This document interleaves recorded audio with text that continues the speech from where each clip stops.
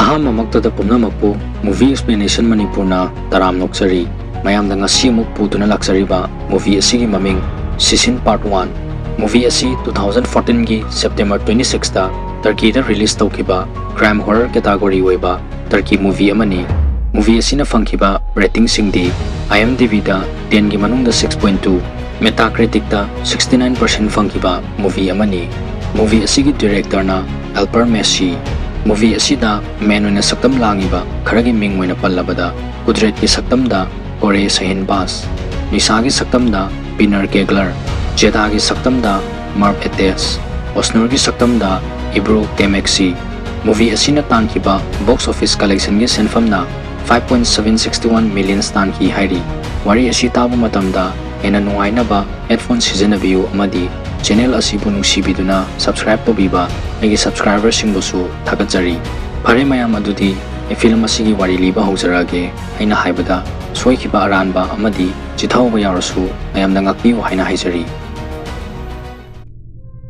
Film ꯑꯁꯤ ꯍꯧꯔꯛꯄꯗ ꯆꯤꯡ ꯃꯌꯥꯗ ꯂꯩꯕ ꯌꯨꯝ ꯑꯃ ꯎꯠꯂꯛꯏ ꯌꯨꯝ ꯑꯁꯤꯒꯤ ꯃꯅꯨꯡꯗ ꯑꯣꯁꯅꯨꯔ ꯍꯥꯏꯔꯤꯕ ꯅꯨꯄꯤ ꯑꯁꯤꯒ ꯃꯥꯒꯤ ꯃꯃꯥꯟꯅꯕꯤ ꯑꯃꯒ ꯐꯝꯃꯒ ꯂꯩꯔꯝꯃꯤ ꯃꯈꯣꯏ ꯑꯅꯤꯅ ꯀꯥ ꯃꯅꯨꯡꯗ ꯁꯨꯝ ꯌꯦꯡꯉꯛꯄꯗ ꯐꯣꯇꯣ ꯑꯃ ꯋꯥꯜꯗ ꯊꯦꯠꯂꯒ ꯂꯩꯕ ꯎꯔꯛꯑꯝꯃꯤ ꯐꯣꯇꯣ ꯑꯗꯨꯗ ꯑꯂꯤ ꯍꯥꯏꯔꯤꯕ ꯃꯥꯏꯕ ꯑꯁꯤꯅ ꯄꯥꯏꯈꯠꯂꯒ ꯂꯩꯕꯒꯤ ꯁꯛꯇꯝ ꯑꯃ ꯃꯈꯣꯏ ꯑꯅꯤꯅ ꯎꯔꯝꯃꯤ ꯑꯣꯁꯅꯨꯔꯒꯤ ꯃꯃꯥꯟꯅꯕꯤꯗꯤ ꯐꯣꯇꯣ ꯑꯗꯨꯕꯨ ꯎꯕꯗ ꯌꯥꯝ ꯀꯤꯕ ꯐꯥꯎꯔꯛꯄꯩ ꯁꯤꯒꯨꯝꯕ ꯃꯐꯝꯁꯤꯗ ꯅꯪꯅ ꯑꯩ ꯄꯨꯔꯛꯏꯁꯦ ꯀꯩꯒꯤꯅꯣ ꯍꯪꯉꯝꯃꯤ ꯑꯁꯨꯝꯅ ꯍꯥꯏꯅꯔꯤꯉꯩꯗ ꯊꯣꯡ ꯍꯥꯡꯗꯣꯛꯑꯒ ꯑꯣꯁꯅꯨꯔ ꯍꯣꯏꯕꯨ ꯆꯪꯍꯟꯈꯤꯔꯝꯃꯤ ꯑꯂꯤ ꯍꯥꯏꯔꯤꯕ ꯃꯥꯏꯕ ꯑꯁꯤꯒꯤ ꯃꯃꯥꯡꯗ ꯑꯣꯁꯅꯨꯔ ꯍꯣꯏꯅ ꯐꯝꯃꯒ ꯂꯩꯔꯝꯃꯤ ꯑꯂꯤꯅ ꯄ꯭ꯔꯦꯌꯔ ꯇꯧꯔꯣ ꯍꯥꯏꯔꯛꯏ ꯑꯣꯁꯅꯨꯔ ꯍꯣꯏꯁꯨ ꯏꯄꯥ ꯄꯥꯈꯠꯅ ꯃꯈꯨꯠ ꯇꯤꯡꯊꯣꯛꯑꯒ ꯄ꯭ꯔꯦꯌꯔ ꯇꯧꯔꯝꯃꯤ ꯑꯂꯤꯁꯨ ꯌꯥꯝ ꯍꯧꯅ ꯄ꯭ꯔꯦꯌꯔ ꯇꯧꯔꯛꯑꯝꯃꯤ ꯑꯂꯤꯅ ꯃꯆꯤꯟꯗ ꯋꯥꯍꯩ ꯈꯔ ꯁꯣꯜꯂꯒ ꯉꯛꯅ ꯌꯦꯡꯉꯒ ꯂꯩꯔꯝꯃꯤ ꯑꯂꯤꯅ ꯅꯪꯒꯤ ꯃꯤꯡ ꯍꯥꯏꯔꯛꯑꯣ ꯍꯥꯏꯔꯛꯏ ꯑꯣꯁꯅꯨꯔꯅ ꯌꯥꯝ ꯀꯤꯅ ꯑꯣꯁꯅꯨꯔ ꯀꯧꯋꯦꯅ ꯈꯨꯝꯃꯝꯃꯤ ꯑꯂꯤꯅ ꯑꯣꯁꯅꯨꯔ ꯅꯪ ꯃꯐꯝꯁꯤꯗ ꯀꯩ ꯊꯕꯛꯀꯤ ꯂꯥꯛꯄꯅꯣ ꯍꯪꯉꯛꯏ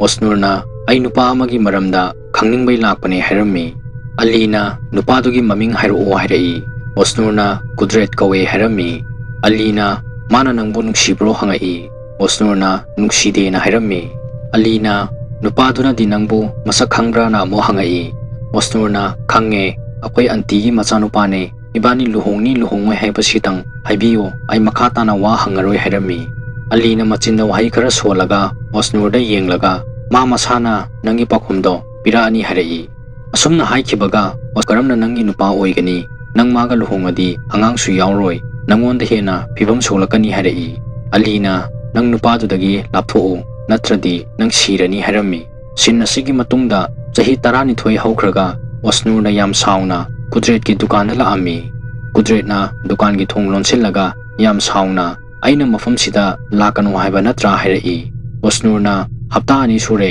ꯅꯪꯅ ꯑꯩꯒꯤ ꯅꯥꯛꯇ ꯂꯥꯛꯈꯤꯗꯕ ꯑꯩꯒꯤ ꯐꯣꯟꯁꯨ ꯄꯥꯏꯗꯦ ꯑꯩ ꯀꯩꯗꯧ ꯍꯥꯏꯕꯅꯣ ꯍꯥꯏꯔꯝꯃꯤ ꯀꯨꯗ꯭ꯔꯦꯠꯅ ꯍꯞꯇꯥ 2 ꯑꯣꯏꯒꯦꯔꯥ ꯆꯍꯤ 2 ꯑꯣꯏꯒꯦꯔꯥ ꯅꯪ ꯃꯐꯝꯁꯤꯗ ꯑꯩꯅ ꯂꯥꯛꯀꯅꯨ ꯍꯥꯏꯈꯤꯕꯅꯦ ꯍꯥꯏꯔꯛꯏ ꯑꯣꯁꯅꯨꯔꯅ ꯅꯪꯅ ꯑꯩꯉꯣꯟꯗꯒꯤ ꯆꯦꯟꯈꯤꯒꯦ ꯈꯜꯂꯁꯨ ꯅꯪꯒꯤ ꯅꯆꯥꯁꯤꯗꯒꯤꯗꯤ ꯆꯦꯟꯕ ꯌꯥꯔꯣꯏ ꯍꯧꯖꯤꯛ ꯑꯉꯥꯡ ꯑꯁꯤ ꯊꯥ 4 ꯍꯦꯟꯖꯤꯜꯂꯛꯑꯦ ꯑꯗꯨꯅ ꯑꯦꯕꯣꯔꯁꯟ ꯇꯧꯕꯁꯨ ꯌꯥꯔꯔꯣꯏ ꯑꯩꯗꯤ ꯑꯉꯥꯡ ꯑꯁꯤ ꯄꯣꯛꯀꯅꯤ ꯍꯥꯏꯔꯝꯃꯤ ꯀꯨꯗ꯭ꯔꯦꯠꯅ ꯌꯥꯝ ꯁꯥꯎꯅ ꯃꯗꯨ ꯄꯨꯝꯅꯃꯛ ꯅꯪꯅ ꯊꯣꯛꯍꯟꯕꯅꯦ ꯍꯥꯏꯔꯒ ꯑꯣꯁꯅꯨꯔꯒꯤ ꯃꯃꯥꯏꯗ ꯈꯨꯄꯥꯛꯅ ꯊꯥꯕꯗ ꯑꯣꯁꯅꯨꯔꯗꯤ ꯋꯥꯜꯗ ꯌꯦꯠꯁꯤꯜꯂꯒ ꯇꯨꯁꯤꯜꯂꯝꯃꯤ ꯃꯗꯨꯗ ꯑꯣꯁꯅꯨꯔꯅ ꯍꯧꯒꯠꯂꯛꯄꯗ ꯃꯥꯒꯤ ꯍꯛꯆꯥꯡ ꯃꯅꯨꯡꯗꯒꯤ ꯏ ꯇꯥꯔꯛꯑꯝꯃꯤ ꯃꯇꯧ ꯑꯁꯤ ꯎꯕꯗ ꯀꯨꯗ꯭ꯔꯦꯠꯅ ꯐꯣꯟ ꯇꯧꯔꯒ ꯍꯣꯁꯄꯤꯇꯥꯜ ꯆꯠꯅꯕ ꯇꯦꯛꯁꯤ ꯀꯧꯈꯤꯔꯝꯃꯤ ꯅꯥꯀꯟ ꯑꯃꯗꯅ ꯀꯨꯗ꯭ꯔꯦꯠꯀꯤ ꯅꯨꯄꯤ ꯅꯤꯁꯥꯅ ꯑꯍꯟ ꯑꯣꯏꯔꯕꯤ ꯃꯃꯥꯕꯨ ꯆꯥꯗ ꯕ꯭ꯔꯦꯗ ꯍꯥꯞꯄꯒ ꯏꯟꯕꯤꯔꯝꯃꯤ ꯅꯤꯁꯥꯒꯤ ꯃꯃꯥ ꯑꯁꯤ ꯀꯣꯃꯥꯗ ꯂꯩꯕ ꯃꯔꯝꯅ ꯋꯥ ꯉꯥꯡꯕ ꯐꯥꯎ ꯉꯝꯗꯅ ꯐꯃꯨꯡꯗ ꯍꯤꯞꯄꯒ ꯂꯩꯔꯝꯃꯤ ꯅꯥꯀꯟꯗ ꯀꯨꯗ꯭ꯔꯦꯠ ꯑꯃꯗꯤ ꯅꯤꯁꯥꯒꯤ ꯃꯆꯥꯅꯨꯄꯤ ꯖꯦꯗꯥꯁꯨ ꯂꯥꯏꯙꯤ ꯑꯃ ꯄꯥꯏꯔꯒ ꯁꯥꯟꯅꯔꯒ ꯂꯩꯔꯝꯃꯤ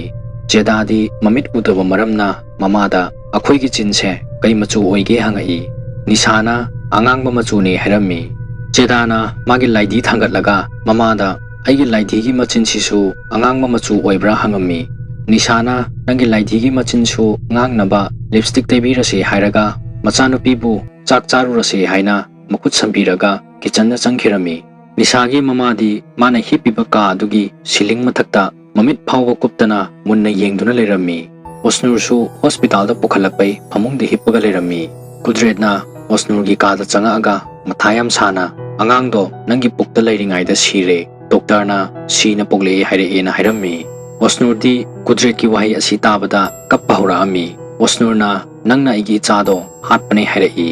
Kudretna isorgi nongdamne yam khanjilurano ngasi nangna aibu urisina aroibane matungdadi aigi inakta laano hairami. Osnurna Kudretki khutta kolaga ai yam lankhre ai nang yaudana hingba ngamoi hairei. Kudretna makhatana nangna aigi itung ilaadi nangi ipada wafam bomba haidokani hairami.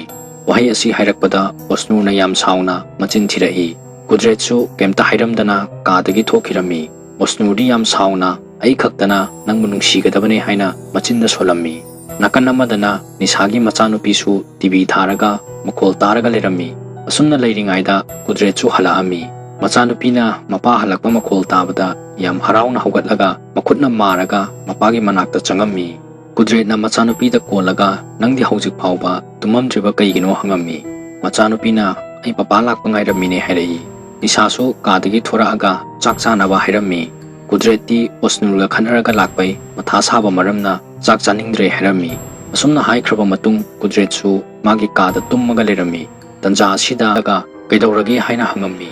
Kudretna nisada ai kemta tawde tummo hairamaga machanupigi kaada changaami. Adubu machanupidi yam nungaina tummaga lerami. Kudretna machanupida phaijub subchinbiraga yengaga lerami. Kudretna machanupibu yenglaga nahawai magi nupi nisana pukta yam ka hena anaba phaure hospital chase haikiba matamda Kudretna tha sudri adunu hospital chatlubagi kanaba leiroi hairami. Adubu nisadi ising mari kairaami. Nisabu hospital da pukhatlaga machanupi asi poklaba matung doktorna angang asi matam pumbagi oina ngalakpagi matamda Osnurna manemboki manakta changaaga yumda imanabi ama angang poe aimta chatlukige hairami. Manembokna nangna thanda aduk lapa mafamduda kamaina chatoino nangi ima oina chathallo hairei. Osnurna yam sauna aigi nupa sikhrena ai kemta chathoktana layu haibra hairamaga thokirami. Manembokna machanupa aligi photo da yengaga nang leiramadi imongna asumna kusi tawrise tawramoidabane na haijarami. Kudretsu ayuki matamda lai khuramaga thoraami. Tanja asida Kudretki phonda Osnurgi call ama laami. Kudretna yam sauna nang aina haikibado bap tadabra ibani loinarabane nang aingonda call tawra anu hairamaga phone adu thamkirami. Osnurna lambi mataida lepaga yam sauna nang soidana papuni hairamaga bus ama khamallaga chatkirami. Nakan amadana Kudretki machanupina phamungda phammaga kappaga lerami. Machanupina kappa ubada mamana changaga kaidauba yaurage haina hangami. Machanupina mamada kolaga aingonda yam phattaba thabak ama thoe papadadi haidokano mana khangadi aibu phugani hairaga kapammi.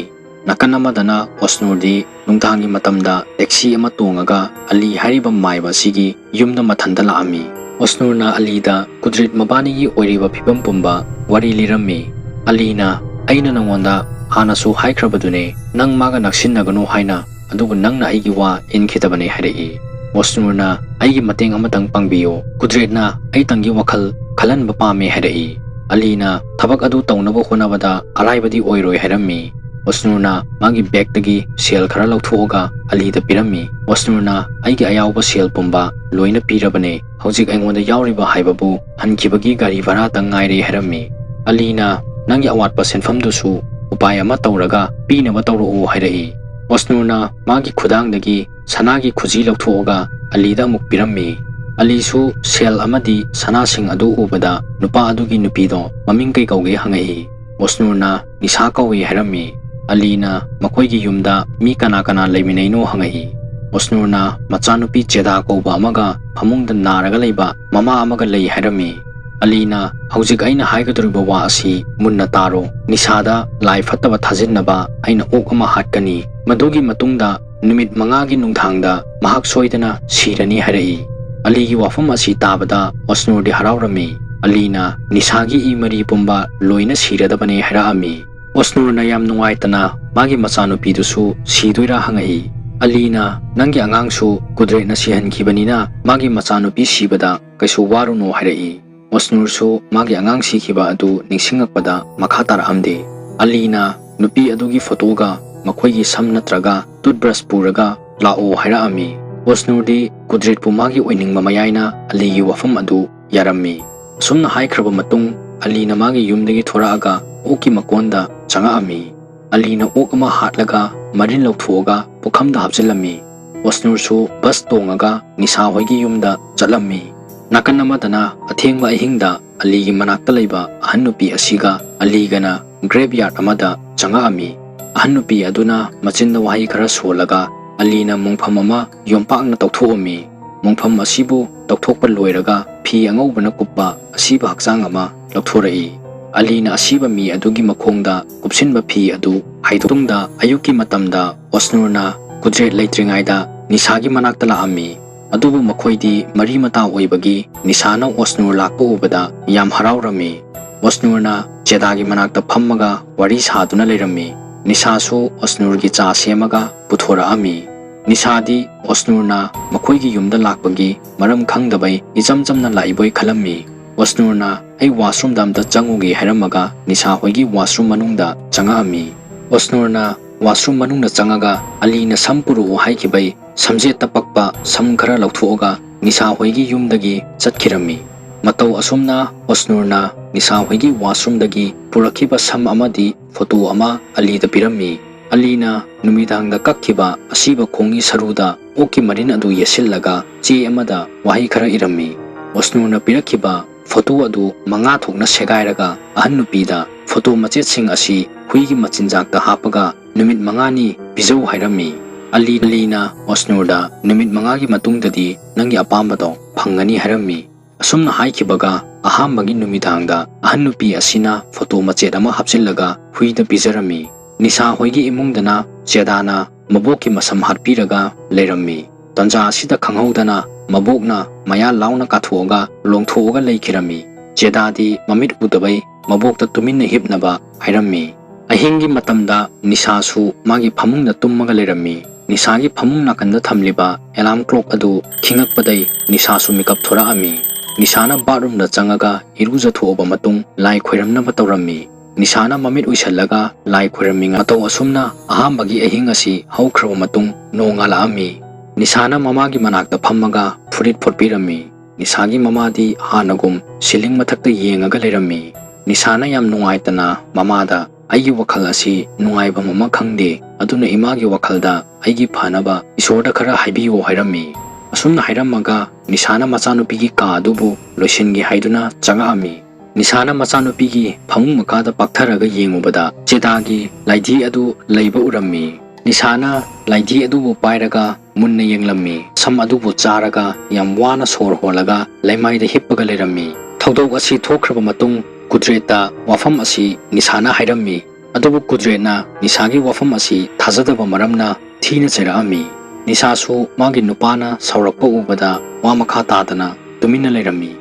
Ani suba numidangi matamda Osnurna magi kada changaga mai muthallaga tumnaba tawrammi. Osnurna ngehak hipthabaga makhol ama taraami. Makhol asi tarakpadagi Osnurna phamungdagi